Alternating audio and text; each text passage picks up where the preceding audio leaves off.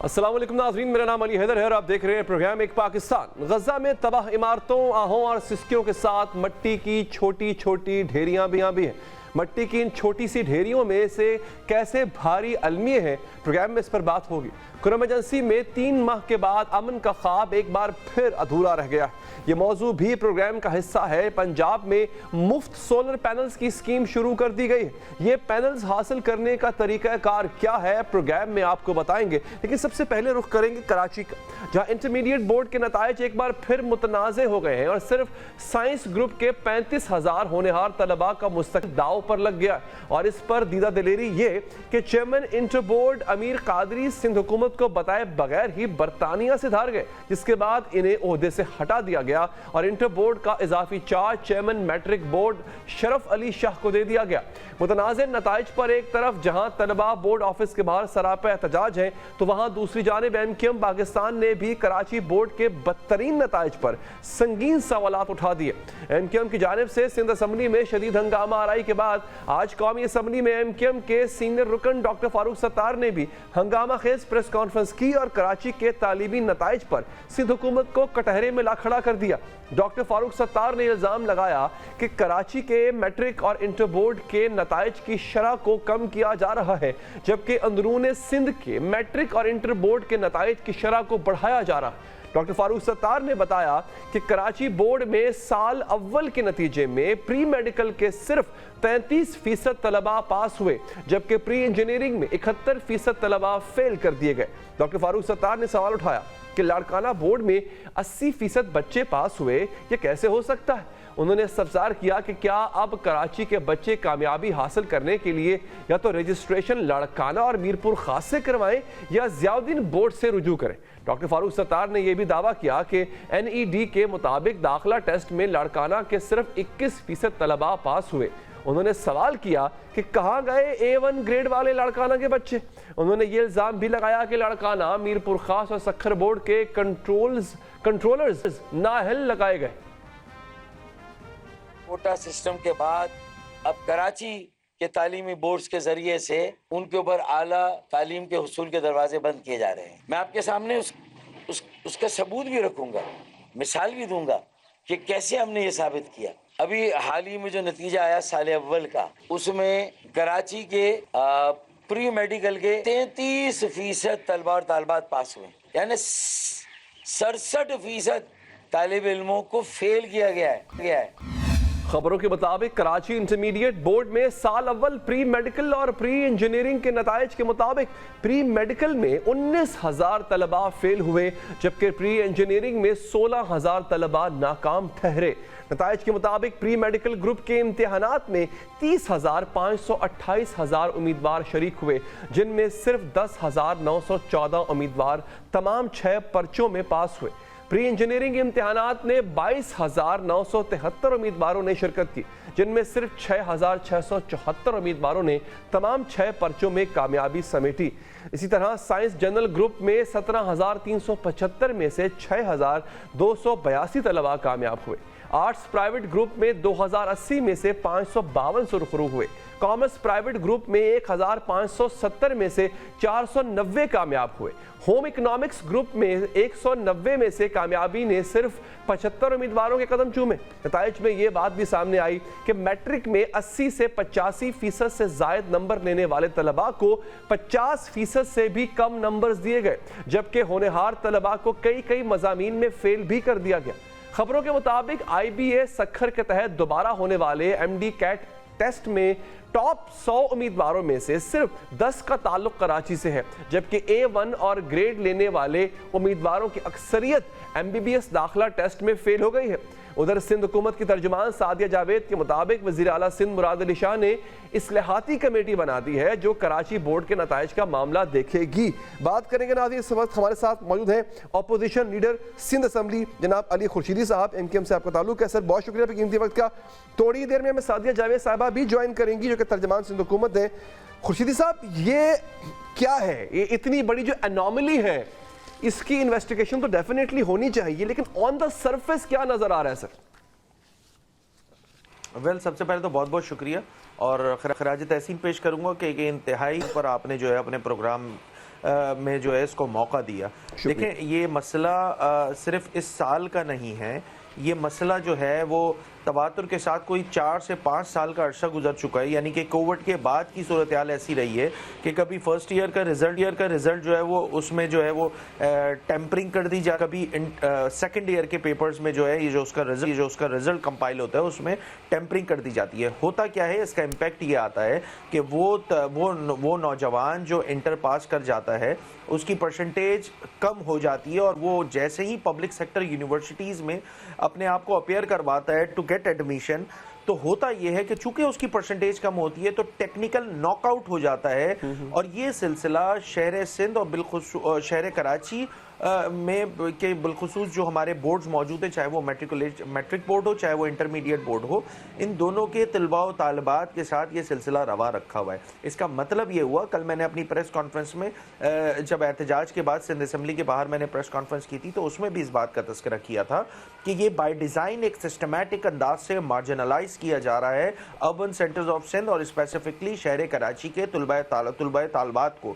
یعنی کہ ان کے وہ دروازے جو اعلیٰ تعلیم کے لیے پبلک سیکٹر یونیورسٹیز میں کھلتے تھے وہ بائی ڈیزائن اس کو بند کیا جا رہا ہے. اور میں نے اس کا فیکٹس اینڈ فگر ٹیکنیکل بات, یہ صرف سیاسی حد تک بات نہیں ہے, میں اس کے نمبرز میں تھوڑا سا, اور آپ نے تو ابتدائیے میں اچھی خاصی ڈیٹیلز بتا دی, مگر بنیادی بات یہ ہے کہ وہ بچہ جو بی گریڈ حاصل کرتا ہے اور وہ اپیئر ہوتا ہے این ڈی کے انجینئرنگ یونیورسٹی کے ایپٹیٹیوڈ ٹیسٹ میں, وہ بچہ پاس کر جاتا ہے ایپٹیٹیوڈ ٹیسٹ, اور وہ بچہ جو لاڑکانہ بورڈ کا A1 گریڈ حاصل کیا وہ بچہ ہوتا ہے وہ ایپٹیٹیوڈ ٹیسٹ پاس نہیں کرتا. اس کا مطلب یہ ہوا کہ ایک جگہ پر بچوں کو زبردستی ان کے گریڈز بڑھا کے ان کے ساتھ زیادتی کی جا رہی ہے, اور دوسری زیادتی شہر کراچی کے بچوں کے ساتھ ان کے گریڈز کم کر کے کی جا رہی ہے. اس کا مطلب یہ ہوا کہ یہ کوئی مسئلہ سیاسی نہیں ہے, یہ بائی ڈیزائن کام کیا جا رہا ہے. اور یہاں مسئلہ لاڑکانہ کے بچے اور کراچی کے بچے کا نہیں ہے, یہ مسئلہ پاکستان کے مستقبل کے جو معمار ہیں ان کے ساتھ کھلواڑ ہے. جناب یہ ساری خورشیدی صاحب, میں سر آپ کے پاس آتا ہوں واپس. آپ نے بڑے اس کو سہل انداز میں سمرائز کیا ہے, جو آپ کا موقف ہے اس کو. ہمارے ساتھ سعدیہ جاوید صاحبہ ترجمان سندھ حکومت موجود ہیں. سعدیہ صاحبہ, اب اپوزیشن یہ الزام لگا رہی ہے کہ یہ ایک بائی ڈیزائن, یہ بائی ڈیفالٹ نہیں ہو رہا, بائی ڈیزائن ہو رہا ہے. اچھا, اس کو ہم ایک لمحے کے لیے لیٹ سے اس آرگومنٹ کو ہو سکتا ہے سندھ گورنمنٹ نہ مانے, لیکن یہ تو ایک پونڈر اپون کرنے والی سچویشن ہے نا کہ ایک گریڈ لینے والا لاڑکانہ کا بچہ وہ انٹری ٹیسٹ یا جو امتحان ہوتا ہے وہ پاس نہیں کر پا رہا, اور جو اربن سندھ کا بچہ ہے جس کو بی گریڈ ملا ہے وہ یہ پاس کر پا رہا ہے. ایک انوملی ہے جو کہ عموماً ہوتی نہیں ہے, تو اس کو کس طرح ایڈریس کریں گے؟ تھینک یو ویری مچ کہ آپ نے مجھے پروگرام میں لیا, اور بالکل امپورٹنٹ ایشو ہے. ایک تو میں کل سے اس بات پہ ہوں اپنے بھائی اپوزیشن لیڈر سے, میں نے یہ التماس کی تھی اور جماعت اسلامی سے کہ یہ سیاسی معاملہ نہ بنایا جائے. یہ فیوچر کا سوال ہے اور لوگوں کے اسٹوڈنٹ کے مستقبل کا سوال ہے. ہماری آپ کی سیاست چمکانے کے لیے بہت سارے ٹاپک ملیں گے, کیونکہ یہ دونوں جماعتیں اس شہر میں جب بہت ساری تکلیفیں آتی ہیں تو اس ٹائم پہ ویزیبل نہیں ہوتی, اور صرف سیاست چمکانے کے لیے, ٹی وی شوز کرنے کے لیے, پریس ٹاک کرنے کے لیے شور مچانے آ جاتی ہیں. انہوں نے ابھی بھائی خورشید آپ نے انٹرو میں بھی کہا اور فاروق ستار صاحب نے بھی کہا کہ جی کوٹا سسٹم, تو کوٹا سسٹم ہمیشہ جب ایکسٹینڈ ہوا وہ اس میں ایم کیو ایم حصے دار تھی اور انہوں نے ووٹ دیا ہے, چاہے وہ ضیاء الحق کے زمانے میں ہوا ہے یا پرویز مشرف کے دور میں ہوا ہے. تو قطع نظر اس بات سے ہم اس بات پہ پالیٹکس نہیں کرنا چاہتے. سی ایم صاحب نے کل جب یہ معاملہ سرفیس ہوا, کیونکہ وہ کل اسلام آباد میں ایپیکس کی میٹنگ میں تھے, جیسے ہی وہ اس سے نکلے اور ان کو یہ خبر بتائی گئی کہ اس طرح کا معاملہ ہے, اور بچوں نے بھی پروٹیسٹ کیا ہے, پولیٹیکل پارٹیز بھی احتجاج کر رہی ہیں, تو انہوں نے اس بات کا نوٹس لیتے ہوئے جو چیئرمین تھے ان کو فوری طور پہ, ایک وجہ یہ کہ ان کی نااہلی اگر ہے تو اس کی وجہ سے, اور دوسرا وہ بغیر اطلاع دیے سندھ گورنمنٹ کو چھٹی پہ چلے گئے, تو اس وجہ سے ان کو سسپینڈ کیا گیا. اس کے بعد انہوں نے ایکٹنگ چارج دیا کراچی میٹرک بورڈ کے جو چیئرمین ہیں ان کو، اور ان کی سربراہی میں ایک کمیٹی بنا دی گئی ہے کہ جلد از جلد اس معاملے کو حل کیا جائے. جو اسٹوڈنٹس کے اور پیرنٹس کے گریونسز ہیں ان کو کال کیا جائے. اچھا ویسے آن دا سرفیس آپ کو کیا لگتا ہے، از اٹ سم تھنگ جس سے آئی بروز ریز ہونی چاہیے جو سوال وہ اٹھا آئی برو بالکل مستقبل، دیکھیں تعلیم جو ہے نا کسی بھی قوم کے مستقبل کا سوال ہوتا ہے، اس پہ کمپرومائز نہیں ہونا چاہیے. اچھا دوسری بات یہ کہنا کہ جی انٹیریئر میں یہ ہوتا ہے اور کراچی میں یہ ہوتا ہے، یہ غلط ہے. دیکھیں جو مراد علی شاہ صاحب ہیں ان کی پوری تعلیم کراچی سے ہے. پاکستان پیپلز پارٹی کے چیئرمین صاحب کو جو ہے اس شہر سے بہت محبت ہے، ان کی پیدائش اس شہر کی ہے. میری اپنی اچھا سعدیہ جی میں اس بات کو اکنالج کرتا ہوں، لیکن چونکہ ہمارے پاس وقت کی کمی ہے تو میں اس کا فائدہ اٹھاتے ہوئے آپ سے ذرا میکسیمم سوالات پوچھوں گا، پھر میں جاؤں گا خورشید صاحب کی طرف بھی. دیکھیں ہم فیکٹس پہ آتے ہیں کہ میں اب یہاں پہ مارجنلائز نہیں کر رہا ہوں میں، لیکن چونکہ میرے پاس ایگزامپل لاڑکانہ کی، اس لاڑکانہ کا نام لوں گا میں. لاڑکانہ میں 80% طلباء پاس ہو رہے ہیں، بٹ یہی طلباء آگے جا کے انٹری ٹیسٹ میں فیل ہو رہے ہیں. یہ اس کو کیا کہیں گے آپ؟ کیا مطلب یہ آپ کو لگتا ہے کہ یہ لوگ بچے میرٹ پہ پاس کیے گئے تھے؟ نہیں میری بات سنیں، کراچی میں ظاہر سی بات ہے کمپٹیشن زیادہ ہے، پاپولیشن زیادہ ہے، اسٹوڈنٹ زیادہ ہے، ٹھیک ہے. لاڑکانہ میں کراچی کو لاڑکانہ سے کمپیئر ہی نہیں کیا جا سکتا پاپولیشن پوائنٹ آف ویو سے یا اسٹوڈنٹ پوائنٹ آف ویو سے. مطلب جو لوگ یہ کر رہے ہیں، کراچی ظاہر سی بات ہے بڑا شہر ہے، پاکستان کا دل ہے، بزنس ہب ہے، تو کراچی کا کسی بھی پاکستان کے دوسرے شہر کے ساتھ کمپیریزن کیا ہی نہیں جا سکتا پاپولیشن پوائنٹ آف ویو پہ بھی. اچھا پھر اس کے بعد دیکھیں یعنی تعلیم کا معیار ایسا ہے لاڑکانہ کی کہ اگر 80% لے بھی لے بچہ تب بھی وہ کراچی کے بچوں سے کمپیٹ نہیں کر سکتا. دیکھیں میری بات سنیں، ابھی یہ معاملہ جب 2023 میں کیئر ٹیکر ٹائم پہ ہوا تھا تو ایک کمیٹی اس وقت بھی بنی تھی NAD یونیورسٹی کے جو اس وقت بھی چانسلر ہیں ڈاکٹر لودھی، انہوں نے اس کمیٹی کی سربراہی کی تھی. میں نے ان سے بھی بات کی ہے کہ آپ نے کیا فیکٹ فائنڈنگ کی تھی. انہوں نے کہا کہ بالکل اسیسمنٹ کا دونوں جگہوں کا فرق ہے، ایگزام پیپر چیک کرنا اور اسیسمنٹ کا فرق ہے، اس کو ایک لیول پہ لانا ہوگا. سسٹم میں انہوں نے کہا تھا سلیبس چینج کیا گیا اور سسٹم آف ایگزامینیشن چینج کیا گیا، اس کی وجہ سے یہ شکایت آ رہی ہے. چلے اچھا میں آپ کے پاس واپس آتا ہوں سعدیہ جی. خورشیدی صاحب اچھا اس پہ آپ آئی ایم شیور آپ کے پاس ریبرٹلز ہوں گے خورشیدی صاحب، آپ اس کو ریبرٹ کریں گے، بٹ میں ایک یہاں پہ بطور ایک پاکستانی سٹیزن کی ایک بات کہنا چاہتا ہوں. 4 جنوری ہے آج، اگر میں غلط نہیں 4 جنوری کی ڈیٹ ہے بالکل 2025 میں. آج ہم تینوں باشعور لوگ عوام کو کیا، عوام کے سامنے ہم ڈسکشن کر رہے ہیں نا، عوام دیکھ رہی ہے ہمیں، ہم ڈسکشن کیا کر رہے ہیں کہ ہمارا تعلیمی نظام، مطلب اگر ہم انڈیا سے کمپیئر کریں جہاں پہ کمال کی یونیورسٹیز ہیں اور پھر لوگ کہاں سے کہاں پہنچ رہے ہیں، آج ہم اپنے سیکنڈری بورڈ کے امتحان کو ڈسکس کر رہے ہیں جو اتنا فلاڈ ہے. خورشیدی صاحب اوور ٹو یو جی. ویل دیکھیں یہ ایک بدقسمتی ہے. میں تو آپ تو کمپیریٹیو انالیسس اپنے پڑوسی ممالک سے نہ کیجئے، جو ہمارے صوبے موجود ہیں نا ان سے کر لیجئے. اس میں بھی مجھے تو لگتا ہے بلوچستان اور سندھ کا جو ہے مقابلہ چل رہا ہے. ایک زمانے میں مثال دی جاتی تھی بلوچستان کی، but right now situation in Sindh is getting worse day by day. 2 باتیں جو خود ایکنالج کر لی میری بہن نے کہ اسیسمنٹ کا جو کرائیٹیریا ہے وہ جو ہے وہ ڈیفرنٹ ہے. اس کا مطلب یہ ہوا کہ بائی ڈیزائن یہ کام ہو رہا ہے. اس چیز کو اگر پچھلے سال ایڈریس کر لیا جاتا تو اس سال نہیں ہوتا. دوسری بات جو خود انہوں نے کہی کہ جی آپ کمپیریٹیو انالیسس نہیں کر سکتے ہو لاڑکانہ کا کراچی کا. اچھا چھوڑ دیتے تھوڑی دیر کے لیے for the sake of your argument میں مان لیتا ہوں بھائی کراچی ہی کے انٹر بورڈ کے 3 سال پہلے کے نتائج کا پروپورشن دیکھ لیں اور آج کے کراچی کے انٹر بورڈ کے نتائج کا جو پاس ہونے والے ان کا پروپورشن دیکھ لیں. آپ کو بڑے شاکنگ آپ کو جو ہے وہ چیزیں نظر آئیں گی کہ یہاں پر بائی ڈیزائن یہ کام ہو رہا ہے. میں تو شکر گزار ہوں ان کا کہ انہوں نے 2 باتیں خود ایڈمٹ کر لیں کہ جی یہ تو ہم اسسمنٹ کا کرائٹیریا ہم نے لڑکانہ کے لیے ہلکا رکھا ہوا ہے اور ادھر کے لیے زیادہ رکھا ہوا ہے. میں ان کا شکریہ ادا کروں گا اس پروگرام کے توسط سے.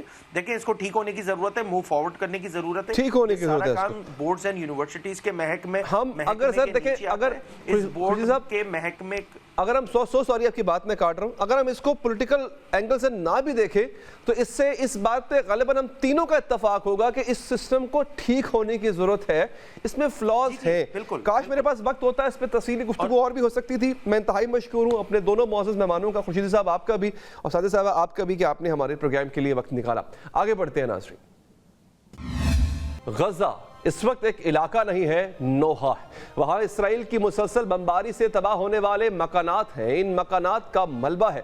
ملبے کے نیچے سے اپنوں کی لاشیں نکالنے والے فلسطینی ہیں. آنسو بہاتی آنکھیں ہیں, بم گرنے سے پڑنے والے گڑھے ہیں, فلسطینیوں کی آہیں ہیں, سسکیاں ہیں. لیکن آج میں ان میں سے کسی چیز کا ذکر نہیں کروں گا. آج میں مٹی کی چند چھوٹی چھوٹی ڈھیریوں کی بات کروں گا. ان چھوٹی چھوٹی ڈھیریوں میں بڑے بڑے المیہ دفن ہیں. یہ ڈھیریاں فلسطینی بچوں کی قبریں ہیں. ان بچوں کی قبریں ہیں جنہیں پیدا ہوئے ابھی چند دن بھی نہیں گزرے تھے. ان ڈھیریوں میں ایسے ایسے دکھ ہیں کہ اہل درد کے سینے غم سے پھٹ جائیں گے. ان ڈھیریوں میں صرف فلسطینی بچوں کی لاشیں نہیں ہیں, ان کے والدین کی عمر بھر کی خوشیاں بھی یہاں پر دفن ہیں. اب تک اسرائیل فلسطینیوں کو 3 طریقوں سے مار رہا تھا. ایک بم برسا رہا تھا, دوسرا غذائی امداد روک کر بھوکا رکھ کر مار رہا تھا, 3 بیماریاں پھیلا کر اور علاج فراہم کرنے والے اسپتال تباہ کر کے مار رہا تھا. لیکن اب اسرائیلی سفاکی نے موت دینے کا ایک اور مزید ہولناک طریقہ تلاش کر لیا. اب وہ ننھے فلسطینی بچوں کو سردی سے جما کر مار رہا ہے. غزہ میں کل 20 لاکھ افراد رہتے ہیں. اسرائیلی بمباری سے 19 لاکھ افراد بے گھر ہو چکے اور خیموں میں رہ رہے ہیں. 45,000 فلسطینی شہید کر دیے گئے. جو 19 لاکھ افراد خیموں میں مقیم ہیں, انہیں سردی سے بچاؤ کی مناسب سہولیات دستیاب نہیں ہیں. وہ رات کو اپنے نومولود بچوں کے ماتھے پر بوسہ دے کر سوتے. صبح انہیں معلوم ہوتا ہے کہ جس بچے کو کتنی دعاؤں سے مانگا تھا وہ بچہ سردی سے جم کر مر گیا. نومولود بچوں کے جسم میں درجہ حرارت برقرار رکھنے کا نظام مکمل طور پر فعال نہیں ہوتا. جب انہیں سردی لگے تو وہ کسی کو بتا بھی نہیں سکتے. سردی آہستہ آہستہ ان کے جسم میں موجود حرارت پر حاوی ہونے لگتی. ان کے جسم کے اعضاء آہستہ آہستہ کام کرنا چھوڑنے لگتے. دل کی دھڑکن رک جاتی ہے, دماغ بھی منجمد ہو جاتا ہے اور انتہائی تکلیف دہ موت اپنے پنجے مضبوطی سے گاڑ لیتی. سردی کی وجہ سے ان کے جسم کا درجہ حرارت اس قدر کم ہو جاتا ہے کہ وہ جم کر مر جاتے. درجہ حرارت میں کمی کی اس کیفیت کو ہائپوتھرمیا کہا جاتا ہے. صرف 1 ہفتے کے دوران ہائپوتھرمیا سے 6 فلسطینی نومولود وفات پا چکے. سردی کی وجہ سے غزہ میں درجہ حرارت انتہائی کم ہو چکا. اسرائیلی بمباری سے بے گھر ہونے والے فلسطینی اپنے آپ کو زندہ رکھنے کی جدوجہد تو پہلے ہی کر رہے تھے. اب اپنے آپ کو گرم رکھنے کی جدوجہد بھی ان کی زندگیوں کا حصہ بن گئی. جو بمباری سے بچ جاتے ہیں وہ سردی کا شکار ہو رہے. جو بڑے ہیں وہ تو پھر بھی شدید سردی کو کسی نہ کسی طرح جھیل ہی رہے, لیکن نومولود بچوں کے لیے یہ سردی ناقابل برداشت ہے. حالیہ دنوں میں ہوئی تیز بارشوں نے زندگی مزید مشکل بنا دی ہے. خوراک کی کمی, سردی کی زیادتی غزہ کے نومولود بچوں کے لیے موت کا پیغام لائی ہے. اب اہل غزہ کی زندگی میں صرف ایک خواہش رہ گئی ہے, بس کوئی بہتر خیمہ مل جائے. اقوام متحدہ بھی خبردار کر چکا ہے کہ اسرائیل نے غزہ میں زندہ رہنا بھی مشکل بنا دیا ہے. زندہ رہنے کے لیے درکار وسائل بھی تباہ کرتا جا رہا ہے اور باقاعدہ ایک منصوبہ بندی کے تحت انسانی امداد کو غزہ تک پہنچنے سے روک رہا ہے.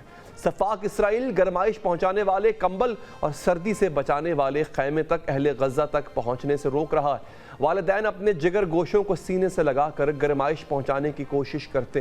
کوشش کامیاب ہو تو بچہ بچ جاتا ہے, ورنہ اس کی روح پرواز کر جاتی. اسرائیل اہل غزہ تک غذائی امداد بھی نہیں پہنچنے دے رہا. اس وجہ سے وہاں کی مائیں بھی غذائی قلت کا شکار ہو چکی ہیں. اپنے بچوں کو دودھ تک نہیں پلا پا رہی. اس وجہ سے بھی بچے غذائی قلت کا شکار ہوتے جا رہے ہیں اور موت کا آسان شکار بن رہے ہیں. مزید تکلیف دہ مشکل یہ ہے کہ والدین کے پاس اپنے نومولود بچوں کو اوڑھانے کے لیے کمبل تک نہیں. فلسطینی بچے کا والد مسلمانوں کو پکار رہا ہے کہ وہ آئیں اور یہاں کی حالت دیکھیں. کاش اس باپ کی فریاد سعودی عرب کے محمد بن سلمان تک پہنچے۔ کاش مصر کے حکمران عبد الفتح السیسی کو ان فلسطینی بچوں میں اپنا محمود، اپنے حسن اور اپنا مصطفیٰ نظر آئے۔ ناظرین، کاش ترکی کے طیب اردگان کو ان فلسطینی بچوں میں اپنا براق، اسرا، سمیہ اور بلال نظر آئیں۔ کاش اردن کے شاہ عبداللہ کو بھی غزہ کے ان بچوں میں اپنا ہاشم، حسین، ایمان اور سلمہ نظر آئیں۔ کاش شہباز شریف بھی غزہ کے بچوں کو اپنے سلمان اور حمزہ جیسا سمجھیں۔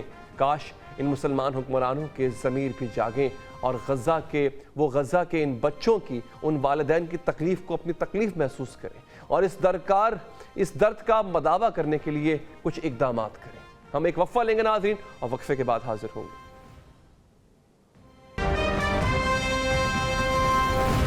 بریک کے بعد حاضر ناظرین، کرم ایجنسی میں 3 ماہ کے بعد امن کا خواب ایک بار پھر ادھورا رہ گیا ہے۔ 100 روز سے رکے قافلوں نے ایک بار پھر روانگی کے ساتھ ہی واپسی کا رخ اختیار کر لیا۔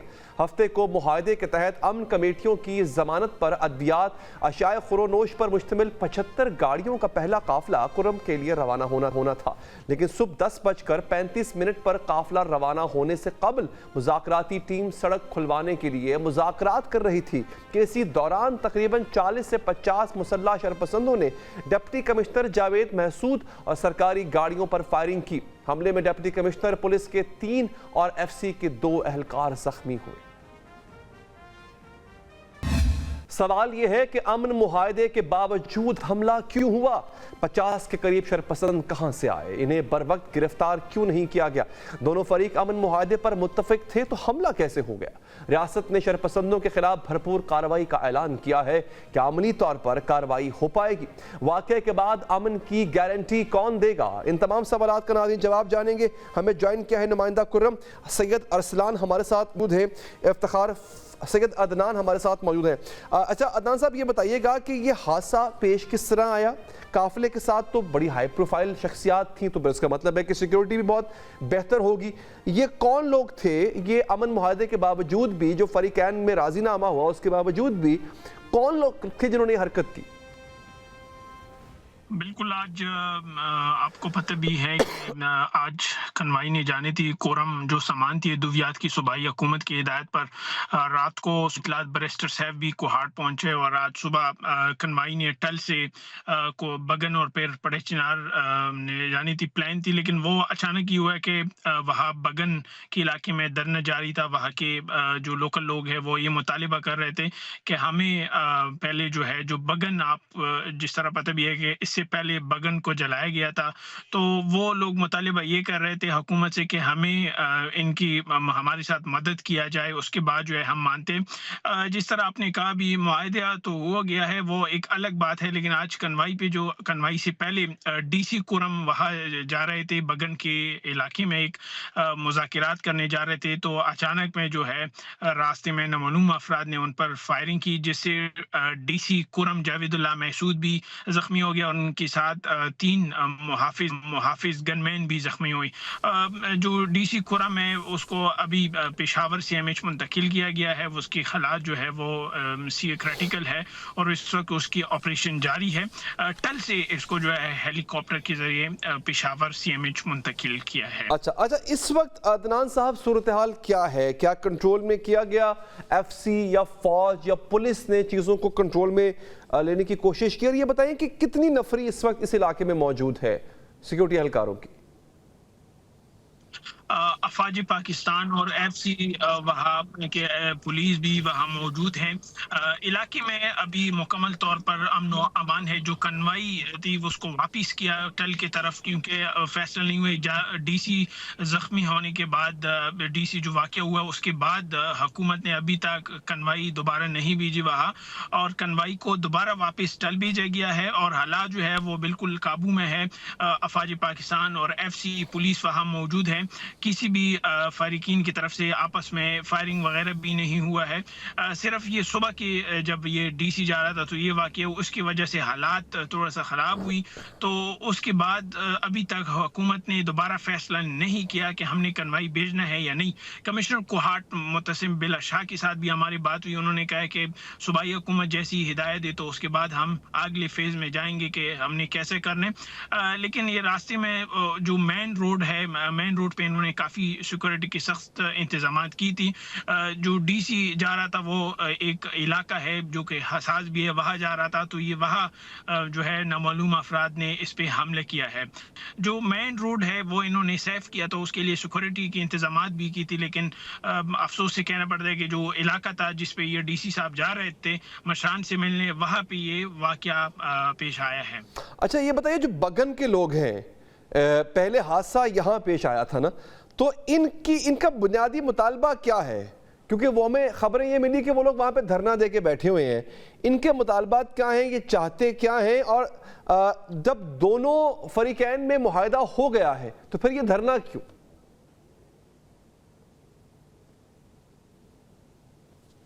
ایک دھرنا جو ہے پڑے چنار میں بھی جاری ہے, کہ یہی مطالبہ ہے کہ ہمیں روڈ کلیئر ہو جائے, ہمیں سامان دیا جائے, اور ہمیں جو ہے امن و امان میں ہمیں لے کے جائے. یعنی باہر شہروں کی طرف یہ لوگ جا رہے, وہ ایک دھرنا پڑے چنار میں جاری ہے. دوسرا جو احتجاجی مظاہرہ ہے بگن میں, بگن کے لوگوں کا یہی مطالبہ ہے کہ ہمارے ساتھ حکومت مدد کرے. جس طرح آپ کو پتہ بھی ہے کہ بازار جو ایک لشکر میں وہ بازار بھی جل گئے تھے, ساتھ میں گھروں کو بھی جلائے تھے, تو اس لحاظ سے یہ لوگ مطالبہ کر رہے کہ ہمارے ساتھ حکومت مدد کرے, اس کے بعد جو ہے ہم ان کو روڈ جو ہے روڈ کی اجازت دیں گے.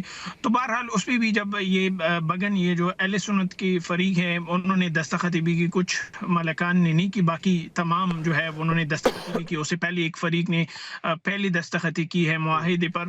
تو یہ معاہدہ جو ہے وہ ایک الگ وہ ہے جو ابھی ہوا ڈی سی کے ساتھ, یہ ایک الگ دوسرا فیز کھولا ہے, دوسرا وہ مسئلہ ہے بنا ہے. تو اس پہ ابھی صوبائی حکومت میں سارے بات چیت جاری ہے. ابھی تک جو ہے کوئی اس طرح ہمیں وہ نہیں آیا کہ کیا آگے کیا انہوں نے کرنے ہے صوبائی حکومت نے, یا آگے کیا پلان ہے ان کا, وہ ابھی تک نہیں ہے. کیونکہ سارے صوبائی حکومت, چیف سیکرٹری, باقی سارے جو ہے اس وقت زخمی ڈپٹی کمشنر کورم جاوید اللہ محسود کے ساتھ ہسپتال میں موجود ہے. ٹھیک ہے, بہت بہت شکریہ آپ کا سید عدنان, آپ ہمیں اپڈیٹ کر رہے تھے. دوستو صورتحال ابھی بھی کشیدہ ہی سمجھی جائے, کیونکہ جب دونوں فریقین کی مابین معاہدے کے باوجود یہ حادثہ پیش آ سکتا ہے تو اس کو وقتی طور پر تو امن کہا جا سکتا ہے, لیکن یہ دائمی امن نہیں ہے اور اس پر اب مزید کام کرنے کی ضرورت ہے. اس کا مطلب یہ ہے کہ شرپسند جو ہے وہ کسی ایک فریق سے تعلق نہیں رکھتا, کیونکہ دونوں فریقین نے تو امن معاہدے پر دستخط کر لیے, لیکن شرپسند کا تعلق ان دونوں فرقوں میں سے کسی ایک نہ فرقے سے ہے نہ کسی ایک گروہ سے ہے. شرپسند وہ ہے جو چاہتا نہیں ہے کہ پاکستان کے اس حصے میں امن قائم ہو. ہم یہاں پر ایک وقفہ لیں گے ناظرین, وقفے کے بعد آپ کو بتائیں گے کہ پاکستان کے اندر صوبہ پنجاب کی وزیر اعلیٰ مریم نواز شریف صاحبہ نے ایک پروگرام لانچ کیا جو کہ بہت پہلے لانچ کیا گیا تھا, وہ تھا سولر پینلز کے انسٹالیشن کا. پنجاب کے اہل پنجاب کو سولر پینلز دیے جانے تھے. اس پروگرام میں ایسی کوئی کنٹروورسی ہے, اس پروگرام میں ایسی کون سی چیزیں ہیں جو کہ آپ کے لیے جاننا بہت ضروری ہیں, ان پر ہم بات کریں گے وقفے کے بعد. بجلی کے بل بڑھیں تو ہم نے ایک پاکستان کی تاریخ کا سب سے بڑا ہم سولر منصوبہ جو ہے وہ پنجاب لے کے آ رہا ہے. جو 0 to 200 یونٹس کے یوزرز ہیں ان کو پہلے بھی بجلی سبسڈائز ریٹس پہ ملتی ہے, ہم ان کو فری سولر دینے لگے, اور 200 سے 500 یونٹس تک کے جتنے بھی یوزرز ہیں ان کو انشاءاللہ تعالی ہم پورا ایک سولر سسٹم دیں گے جس سے ان کے بجلی کے بلوں میں کم از کم 50% جو ہے وہ کمی ہوگی انشاءاللہ. اب جو ہے وہ سولر پروگرام جو ہے وہ مفت سولر پروگرام وہ شروع کیا گیا ہے. اس میں 2024-25 کے مالی سال میں اپنے بجٹ سے کوئی 10 ارب روپے کے قریب جو ہے وہ رقم خرچ کی جائے گی, جس میں 1 لاکھ سولر پینلز جو ہیں وہ ڈسٹریبیوٹ کیے جائیں گے. وزیر اعلیٰ پنجاب مریم نواز نے صوبے میں بجلی کے بلوں سے پریشان عوام کے لیے مفت سولر پینل اسکیم کا آغاز کر دیا, جس کے تحت 10 ارب روپے کی لاگت سے صوبے کے 1 لاکھ بجلی صارفین کو مفت سولر پینلز دیے جائیں گے. پنجاب حکومت کے مطابق سولر پینلز 200 یونٹس تک بجلی استعمال کرنے والے صارفین کو 2 کیٹیگریز میں دیے جائیں گے. ایسے صارفین جن کا بجلی کا خرچ 100 یونٹ تک, انہیں 550 واٹ کا سولر سسٹم دیا جائے گا. حکومتی تخمینے کے مطابق صوبے میں 52,000 صارفین کو 550 واٹ کا سولر سسٹم دیا جائے گا، جبکہ 101 سے 200 یونٹ استعمال کرنے والے 48,000 صارفین کو 1100 واٹ سولر پینلز دیے جائیں گے۔ سولر اسکیم کے لیے پنجاب حکومت کے پورٹل cm.solarscheme.punjab.gov.pk پر اپلائی کیا جائے گا۔ آن لائن پورٹل پر آپ کو اپنے بل کا ریفرنس نمبر درج کرنا ہوگا۔ اس کے ساتھ ساتھ قومی شناختی کارڈ نمبر بھی درج کیا جائے گا۔ پورٹل آن لائن ہی آپ کے ریفرنس نمبر اور شناختی کارڈ کی ویریفیکیشن کرے گا، جس کے بعد آپ کو کمپیوٹرائزڈ قرعہ اندازی میں شامل کیا جائے گا۔ اگر آپ کے پاس انٹرنیٹ کی سہولت نہیں تو آپ اپنے موبائل فون پر اپنے بجلی کے بل کا ریفرنس نمبر لکھ کر 8800 پر میسج بھیجیں گے۔ آپ کی رجسٹریشن اور تصدیق بھی موبائل فون کے ذریعے بھیج دی جائے گی۔ مزید معلومات کے لیے خصوصی ہیلپ لائن 042990300204 قائم کر دی گئی ہے۔ پنجاب حکومت کے نئے منصوبے کے تحت جہاں 57,000 ٹن کاربن کا اخراج کم ہوگا، وہیں وفاقی حکومت کی جانب سے دی جانے والی سبسڈی کا بوجھ بھی کم ہوگا۔ پنجاب کے شہریوں کی ایک بڑی تعداد کرائے کے گھروں میں رہتی ہے۔ ان صارفین کے لیے گھروں کے کرائے ادا کرنا مشکل ہوتا ہے، لیکن سولر سسٹم میں ان کو نظر انداز کیا گیا ہے۔ سوال یہ ہے کہ حکومتی ریلیف کی ضرورت ایسے کم آمدن اور کرائے پر رہنے والے صارفین کو زیادہ ہوگی یا گھروں کے مالکان کے لیے اہم ہے؟